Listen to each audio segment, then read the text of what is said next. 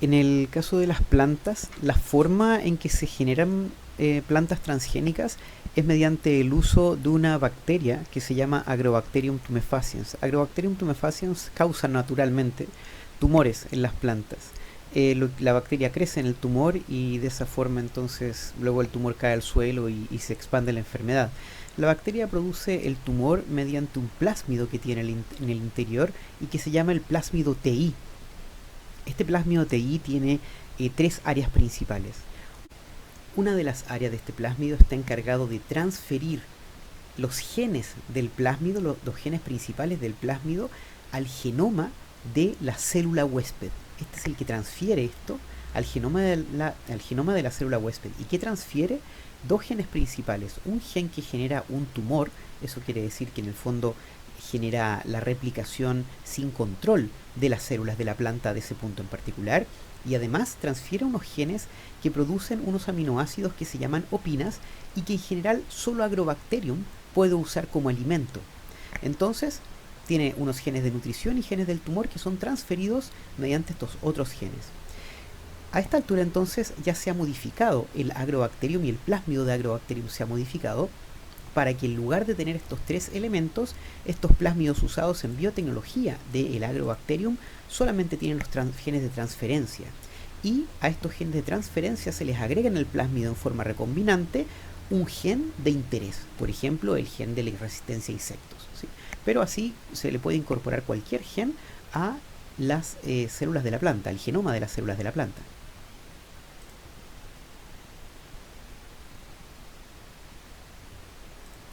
La forma en que se realiza esto es que lo que se hace es que lo que se infecta con Agrobacterium portando este gen de interés, lo que se infecta realmente son yemas germinales de la planta que uno quiere generar en forma transgénica. Las plantas generan yemas germinales en algunas partes y agregándole ciertos químicos pueden formar estas células que son totipotenciales, que finalmente, si uno las siembra, pueden formar una planta completa. Entonces el Agrobacterium se usa para infectar estas yemas germinales que son totipotenciales, se crecen en el laboratorio y luego cuando se cultivan finalmente, toda la planta tiene células que han sido transfectadas, que han sido modificadas mediante Agrobacterium.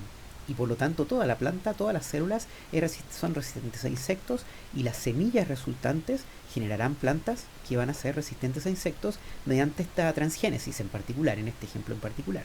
Pero todos los transgénicos funcionan de esta forma en las plantas, en general. Algunos ejemplos relevantes de transgénicos: en los 90 se creó un tomate de larga vida, es un tomate que no llegó a ser comercial, no tuvo mercado, pero se los comento porque fue hecho de una forma bien interesante. La maduración y también la senescencia es cuando el tomate o cuando la fruta o la verdura se echa a perder, pero se echa a perder no por bacterias. Cuando se echa a perder por bacterias se le llama putrefacción, pero cuando se echa a perder simplemente porque es el efecto de la vejez del vegetal, eso se le llama senescencia. Y en el tomate, tanto la madurez como la senescencia está controlada por la hormona que en el tomate es el etileno. Entonces, en este caso, lo que se hizo es un tomate que tenía una proteína que rompía el etileno, pero lo interesante es que esta proteína solo se expresa en el momento de la senescencia y no en el momento de la maduración.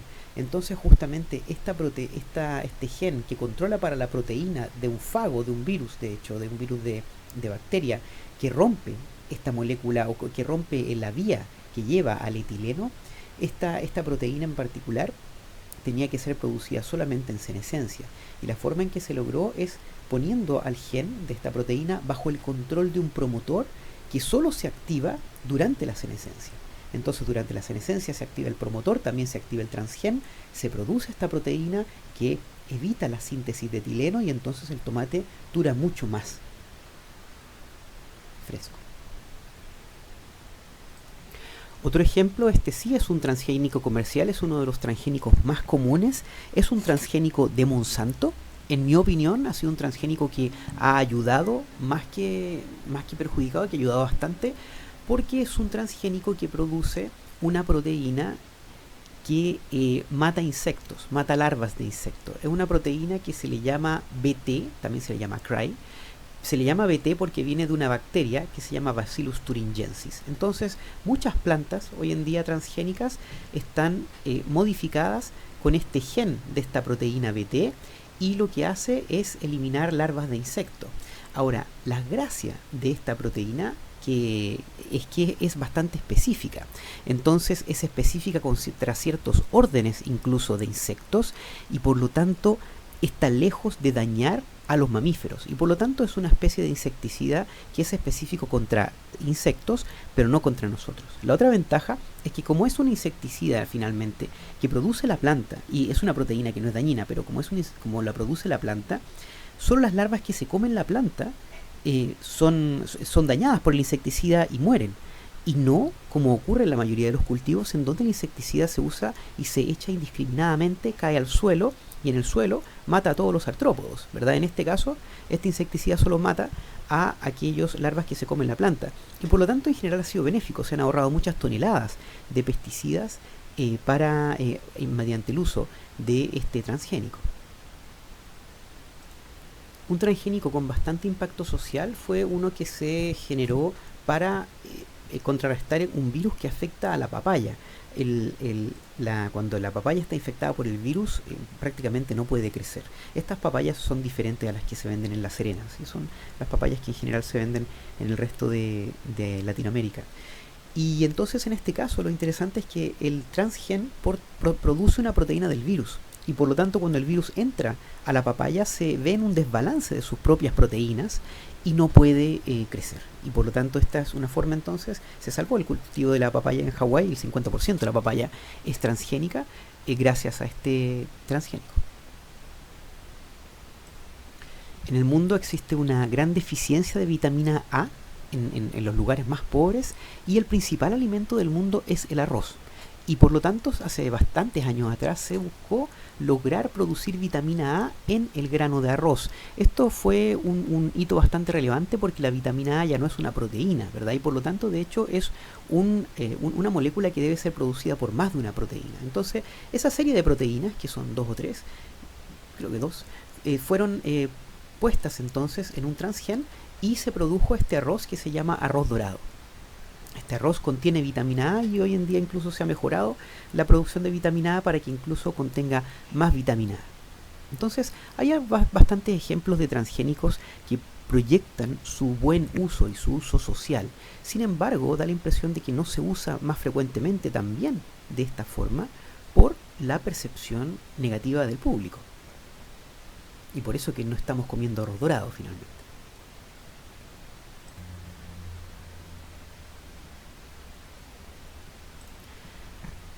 Desafortunadamente, el transgénico más común es aquel que otorga resistencia a herbicidas. Cuando se planta un determinado vegetal, esa planta va a tener competencia por nutrientes y por agua con las malezas. Y esas malezas, por lo tanto, hay que eliminarlas. Y para eliminarlas se usan herbicidas. Pero es bastante complicado, porque hay que agregar herbicidas en una concentración bastante justa, porque si no, uno puede eliminar las plantas propias, ¿verdad? Entonces también Monsanto inventó un sistema en donde él provee de un herbicida para las malezas que se llama glifosato, y además provee la semilla transgénica que contiene un transgen que rompe el herbicida, y por lo tanto hace a la planta resistente al herbicida. Entonces vende por una parte todo el paquete. Y el problema de esto es que las malezas se han ido haciendo resistentes al glifosato. Y la recomendación, en lugar de cambiar de herbicida, ha sido agregar mayor cantidad de glifosato. Y así es como en algunas partes de Argentina o de Brasil se ha llegado a usar 10 veces la cantidad de glifosato, y a esa concentración ciertamente el glifosato es tóxico y es cancerígeno también. A las concentraciones regulares no debería serlo, pero 10 veces la concentración, por supuesto que sí. Y por lo tanto, esto es un problema de salud grave que ha ocurrido en bastantes personas, no ocasionado por el transgénico en sí, pero sí por el producto relacionado. En otras partes este problema se ha solucionado y turnando el herbicida que se usa año a año, y entonces no todos los años la, se siembra la semilla transgénica, sino que se va turnando, y eso ha solucionado bastante el problema, pero claramente aumentar la cantidad de herbicida no puede ser la solución. Y desgraciadamente este transgénico le ha dado un mal nombre a los transgénicos porque es por una parte el más común, el más usado, y además es el que ha sido peor porque se ha contaminado el suelo con cantidades tremendas de herbicidas. Las perspectivas son bastante prometedoras, ¿sí? Tomates con mayor contenido de vitamina A, con tolerancia a suelos salinos, césped resistencia a sequedades, resistencia a pestes, tabaco sin nicotina, té y café descafeinados, uva resistente a insectos, árboles resistentes a bajas temperaturas, flores resistentes a pestes de mayor duración, de tonalidades nuevas y vacunas comestibles. Y hay muchos más, y todos estos en general ya están en una etapa bastante avanzada de experimentación, pero por supuesto que están lejos de la parte comercial. Y qué tan luego lleguen va a depender sobre todo de la opinión pública. Quiero detenerme en esto, en las vacunas comestibles. Hay algunas vacunas, no todas, pero algunas vacunas pueden darse en forma oral, ¿verdad? No necesitan inyectarse. La mayoría sí, la mayoría tienen que inyectarse, pero hay algunas que no, que pueden darse en forma oral. Entonces, eventualmente, pueden haber algunas plantas que produzcan los antígenos para que a cierta edad se provea y se dé la fruta en lugar de necesitar un consultorio. Y en el caso de los animales y en particular en el caso de los humanos y con la idea de mejorar enfermedades, es que se ha experimentado con las terapias génicas. Y las terapias génicas en general lo que buscan es modificar o insertar ADN en las células, dentro de las células que están dañadas, para poder de alguna forma mejorarla o compensar el problema. Hay muchas formas diferentes de terapias génicas, pero las más usadas, las más relevantes, usan por el momento virus para lograr insertar en el genoma huésped o lograr transferir el genoma. Uno de los virus más usados son los virus adenoasociados. Los virus adenoasociados no son infectivos por sí mismos, necesitan generalmente adenovirus, entonces coinfectan junto con adenovirus y así solamente pueden replicarse, pero por sí mismos no son infectivos y por lo tanto relevantemente es muy baja la reacción inmune contra estos virus adenoasociados. Entonces hay investigadores que han puesto genes para transferir a células huésped y se han hecho pruebas con animales. La gracia también de los virus adenoasociados es que puede controlarse si uno quiere tener una expresión transiente, o uno puede también agregar ciertas proteínas para que la expresión sea permanente, o sea, que en el fondo el ADN que otorga el virus adenoasociado y que entra a la célula huésped, a la célula del paciente, puede que ese ADN permanezca solo por un tiempo, por unos meses, o también puede de cierta forma manipularse la terapia para que se integre en el genoma de las células del paciente y por lo tanto que permanezca por toda la vida de esas células. En ningún caso nosotros favorecemos este comportamiento, pero esta persona que está aquí, él, bueno, estudió bastante sobre biología molecular, por supuesto, y compró el equipamiento y logró de una forma u otra, que pueden verlo en detalle porque tiene un canal de YouTube, un adenovirus, un adenoasociado, un virus adenoasociado, que porta un gen que produce la proteína lactasa. Y él armó el sistema, lo puso en pastillas y acá está tomándoselo. Entonces hay una serie de personajes que están realizando este tipo de experimentos y más allá de que funcionen o no, o que pueda tener evidencia científica de su resultado, el hecho es que puede hacerse.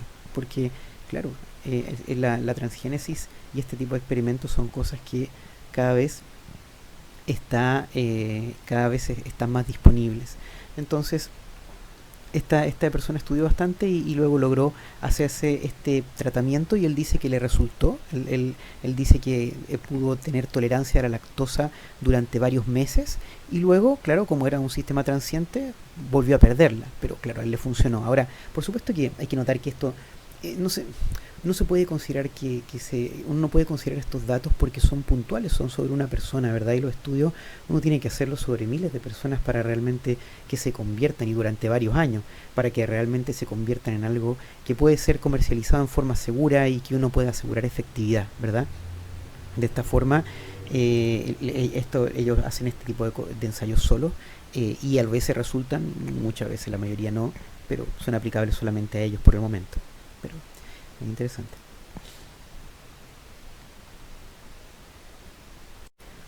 Otra forma en que se realizan terapias génicas es mediante la modificación de las células del paciente y su reinserción en el paciente. Entonces se le sacan células al paciente, luego el ADN del paciente se modifica. Muchas veces se usa para ello un retrovirus. Los retrovirus también tienen esta propiedad que insertan parte de su ADN en la célula huésped, así que muchas veces se usan retrovirus, pero también hay otras tecnologías. Y luego esas células se vuelven a insertar en el paciente ya transfectadas, ya cambiadas genéticamente.